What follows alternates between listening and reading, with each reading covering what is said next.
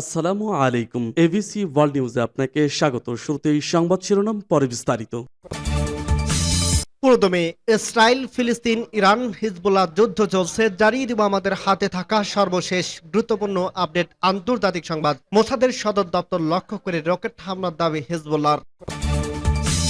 জানিয়ে দিব লেবানন থেকে ছোড়া ব্যালিস্টিক ক্ষেপণাস্ত্র প্রথমবার পৌঁছালো তেল আবিবে। জানিয়ে দিব ইসরায়েলের ঘাঁটি এবং উপনিবেশগুলো সমান করে দিতে পারে হিজবুল্লাহ, বলছে ইরানি পররাষ্ট্রমন্ত্রী। এবং আরো জানিয়ে দেব পরমাণু অস্ত্র ব্যবহারের সিদ্ধান্ত বিষয়ক বৈঠকে পুতিন। এদিকে ইরান আমার জীবনের প্রতি বড় হুমকি, বলছে ট্রাম্প। সর্বশেষ জানিয়ে দেব ইসরায়েল হিজবুল্লাহ সংঘাত। লেবানন বলছে একমাত্র যুক্তরাষ্ট্রই লড়াই থামাতে পারে। শুনছিলেন সংবাদ শিরোনাম, এরপর বিস্তারিত। তার আগে অনুরোধ থাকবে, ভিডিওটি যদি ভালো লেগে থাকে ভিডিওটিতে একটি লাইক এবং কমেন্ট করে জানিয়ে দিন ভিডিও সম্পর্কে আপনার মূল্যবান মতামত, এবং আরো কমেন্ট করে জানিয়ে দিন ভিডিওটি আপনি কোথা থেকে দেখছেন এবং শুনছেন।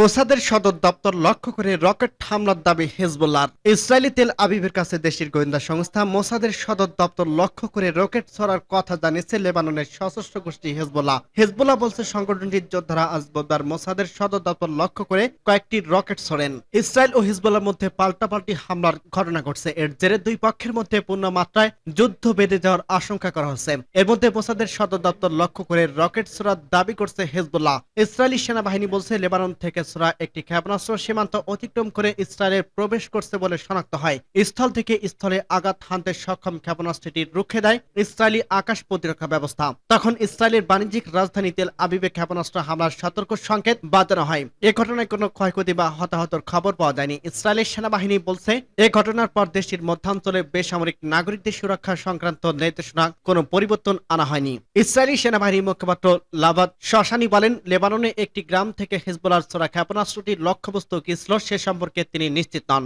ইসরায়েলি সেনাবাহিনীর মুখপাত্র আরো বলেন, ক্ষেপণাস্ত্রটি তেল আবিবের দিকে যাচ্ছিল। তেল আবিবের বেসামরিক এলাকার দিকে যাচ্ছিল। ওই এলাকায় মোসাদের সদর দপ্তর নেই। আজ ইসরায়েলের মধ্যাঞ্চলে বিভিন্ন এলাকায়ও সতর্ক সংকেত বাজাতে শোনা গেছে। কয়েকদিন ধরে লেবাননে ব্যাপক বিমান হামলা চালাচ্ছে ইসরায়েল। তারা হিজবুল্লাহর নেতাদের পাশাপাশি সংগঠনটির শত শত লক্ষ্যবস্তুতে হামলা চালাচ্ছে। হিজবুল্লাহ সম্প্রতি তাদের নেতাদের হত্যা ও সংগঠনের সদস্যদের ব্যবহৃত যোগাযোগ যন্ত্রে বিস্ফোরণের জন্য মোসাদকে দায়ী করে। গত সোমবার সকাল থেকে লেবাননে ইসরায়েলের চালানো হামলায় 50 শিশু সহ 669 জন নিহত হয়েছেন। আহত হয়েছে 1835 জন। লেবাননের স্বাস্থ্যমন্ত্রী ফিরাস আবিয়াদ এই তথ্য জানিয়েছেন। লেবাননের পররাষ্ট্রমন্ত্রী আব্দুল্লাহ বাউ হাবিব বলছেন, হামলার জেরে দেশটির প্রায় 5 লক্ষ মানুষ বাস্তুচ্যুত হয়েছেন। ইসরায়েলি হামলার মুখে লেবাননের দক্ষিণাঞ্চল থেকে বাস্তুচ্যুত হওয়া হাজারো মানুষ রাজধানী বৈরুতে স্কুল সহ বিভিন্ন ভবনে আশ্রয় নিচ্ছেন।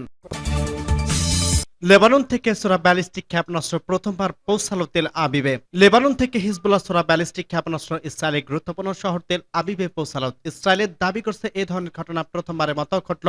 এর আগে কখনো সশস্ত্র গোষ্ঠীটি ব্যালিস্টিক ক্ষেপণাস্ত্র ছুড়ে তেল আবিবে পৌঁছাতে পারেনি। খবর বিবিসি।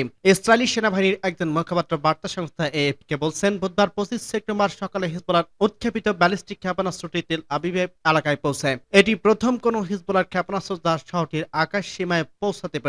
লেবাননের সশস্ত্র গোষ্ঠী বলছে তারা তেল আবিবের কাছে অবস্থিত ইসরায়েলি গোয়েন্দা মোসাদের সদর দপ্তর লক্ষ্য করে ক্ষেপণাস্ত্রটি ছুড়ছে। তবে তাদের হামলার সফলতা নিয়ে এখনো কিছু জানা যায়নি। ইসরায়েলি সামরিক বাহিনী ক্ষেপণাস্ত্রটি তেল আবিবের পৌঁছার বিষয়ে স্বীকার করলেও তারা বলছে হিজবুল্লাহ এবারের যাত্রায় সফল হয়নি। আকাশ প্রতিরক্ষা ব্যবস্থা ক্ষেপণাস্ত্রটি শনাক্ত করে ধ্বংস করে দেয়। এতে কোনো হতাহতর খবর পাওয়া যায়নি। তেল আবিব এবং শহরের আশপাশে এলাকায় ইসরায়েলের সবচেয়ে জনবহুল নগর এলাকা। এর নিরাপত্তা ইসরায়েলি বাহিনী সর্বোচ্চ সতর্কতা বজায় রাখে। এদিকে ইরাক থেকে ইসরায়েলের ড্রোন হামলা হয়েছে। বুধবার 25 সেপ্টেম্বর আল জাজিরার এক প্রতিবেদনে এই তথ্য জানানো হয়েছে। প্রতিবেদনে বলা হয়, ইরাকি সশস্ত্র গোষ্ঠী ইসলামী রেজিস্ট্যান্স ইসরায়েলের অধিকৃত গোলান মালভূমিতে সামরিক স্থাপনা লক্ষ্য করে ড্রোন হামলা চালায়। টেলিগ্রামে এক বিবৃতিতে গোষ্ঠীটির এর দাবি করছে। তারা বলছে, উত্তর ইসরায়েলে একটি সামরিক লক্ষ্যবস্তুতে ড্রোন হামলা চালানো হয়েছে। তাদের হামলা সফল হয়েছে। তবে ইসরায়েলের সামরিক বাহিনী এ ব্যাপারে কোনো বিবৃতি দেয়নি। দেশটির সংবাদ মাধ্যম টাইমস অব ইসরায়েল জানিয়েছে, অঞ্চলটিতে সাইরেনের শব্দ শোনা গেছে।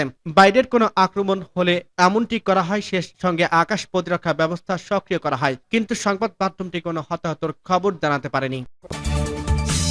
ইসরায়েলের ঘাঁটি এবং উপনিবেশিকগুলো সমান করে দিতে পারে হিজবুল্লাহ। ইসলামী প্রজাতন্ত্র ইরানের পররাষ্ট্রমন্ত্রী আব্বাস আরাকাসি বলছেন, লেবাননের প্রতিরোধ আন্দোলন হিজবুল্লাহ ইহুদিবাদী ইসরায়েলের সামরিক ঘাঁটি ও উপনিবেশিকগুলো মাটির সাথে মিশিয়ে দেওয়ার ক্ষমতা রাখে। হিজবুল্লাহ আন্দোলনকে কেউ যেন দুর্বল মনে না করে। গতকাল মঙ্গলবার নিউ ইয়র্কের জাতিসংঘের সাধারণ অধিবেশনে বার্ষিক অধিবেশনে যোগ দেওয়ার অবকাশে সাংবাদিকদের কাছে তিনি এই মন্তব্য করেন। আব্বাস আরাকাসি বলেন, লেবাননকে রক্ষার জন্য হিজবুল্লাহর সক্ষমতায় যথেষ্ট। তারা ইসরায়েলের আগ্রাসনের মুখে লেবাননকে সুরক্ষা দিতে সক্ষম। তিনি বলেন, হিজবুল্লাহর সত্যিকারের ক্ষমতা তার অভ্যন্তরীণ ক্ষমতা এবং ব্যাপক জনসমর্থনের মাঝে লুকিয়ে আছে। ইহুদিবাদী ইসরায়েলের বিরুদ্ধে অবস্থান নিয়ে আরব দেশগুলোকে তাদের দায়িত্ব পালনের আহ্বান জানান আব্বাস আরাকাসি। গত সোমবার বর্বর ইসরায়েলি বাহিনী লেবাননে ১১৭টি শহর ও গ্রামে অন্তত ৩০০ বার বিমান হামলা চালিয়েছে।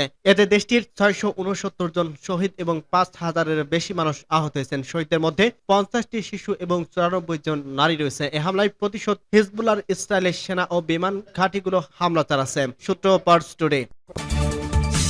পরমাণু অস্ত্র ব্যবহারের সিদ্ধান্ত বিষয়ক বৈঠক পুতিনের। রাশিয়ার প্রেসিডেন্ট ভ্লাদিমির পুতিন পরমাণু প্রতিরোধ বিষয়ক এক বৈঠকে সভাপতিত্ব করবেন, যা রাশিয়ার নিরাপত্তা পরিষদের অধীনে অনুষ্ঠিত হবে। ক্রেমলিন জানিয়েছে, ইউক্রেন যখন পশ্চিমা দেশগুলোকে দীর্ঘ পাল্লার ক্ষেপণাস্ত্র ব্যবহার করে রাশিয়ার অভ্যন্তরে আক্রমণের অনুমতি চাইছে, ঠিক সেই মুহূর্তে এই বৈঠক অনুষ্ঠিত হতে যাচ্ছে। ক্রেমলিনের মুখপাত্র দিমিত্রি পেসকভ বুধবার এই বৈঠককে একটি গুরুত্বপূর্ণ ঘটনা বলে বর্ণনা করছেন। তিনি বলেন, বৈঠকে প্রেসিডেন্টের বক্তব্য থাকবে, তবে বাকিটা শীর্ষ গোপনীয়তা হিসেবে চিহ্নিত থাকবে। রাশিয়া তার পরমাণু নীতি পূর্ণ বিবেচনা করছে বলে সম্প্রতি জানিয়েছে, যার নির্ধারণ করবে যে ঠিক কোন পরিস্থিতিতে পরমাণু অস্ত্র ব্যবহারের সিদ্ধান্ত নেওয়া হবে। এর আগে সোমবার রাশিয়ার পারমাণবিক পরীক্ষা কেন্দ্রের প্রধান আন্দ্রে সিনেৎসিং এক সাক্ষাৎকারে বলেন, যতক্ষণ পর্যন্ত যুক্তরাষ্ট্র পরমাণু পরীক্ষা না চালায়, মস্কো কোনো পরমাণু অস্ত্র পরীক্ষা না করবে। সূত্র আল জাজিরা। ইরান আমার জীবনের প্রতি বড় হুমকি, বলছে ট্রাম্প। মার্কিন যুক্তরাষ্ট্রের আসন্ন প্রেসিডেন্ট নির্বাচনে রিপাবলিকান প্রার্থী ডোনাল্ড ট্রাম্প বলছে, ইরাকের দিক থেকে তার জীবনের জন্য বড় হুমকি রয়েছে। সাবেক মার্কিন প্রেসিডেন্ট ট্রাম্প আজ বুধবার এই অভিযোগ করেন। এর আগে তার নির্বাচনী প্রচার দলের পক্ষ থেকে বলা হয়, তেহরানের দিক থেকে বাস্তব ও সুনির্দিষ্ট হুমকির বিষয়ে সাবেক এই প্রেসিডেন্টকে মার্কিন গোয়েন্দারা সতর্ক করছেন। নির্বাচনী প্রচারের দলে এমন দাবির পর এ বিষয়ে ট্রাম্পের কাছ থেকে এই বক্তব্য এলো। ট্রাম্প তার সামাজিক যোগাযোগ মাধ্যম ট্রুথ সোশ্যালে লিখেছেন, ইরানের দিক থেকে আমার জীবনের প্রতি বড় হুমকি রয়েছে। পরে মার্কিন সামরিক বাহিনীর বিষয়টি দেখতে অপেক্ষা করছে। ট্রাম্প আরো লিখছেন, ইরান ইতিমধ্যে কিছু পদক্ষেপ নিয়েছে, কিন্তু সফল হয়নি, তবে তারা আবারও চেষ্টা করবে। যুক্তরাষ্ট্রের আইন শৃঙ্খলা রক্ষাকারী বাহিনীর নিরাপত্তা জোরদার করছে বলে উল্লেখ করেন ট্রাম্প। এ প্রসঙ্গে তিনি বলেন, এত লোক, এত বন্দুক, এত অস্ত্র তিনি আগে কখনো দেখেননি।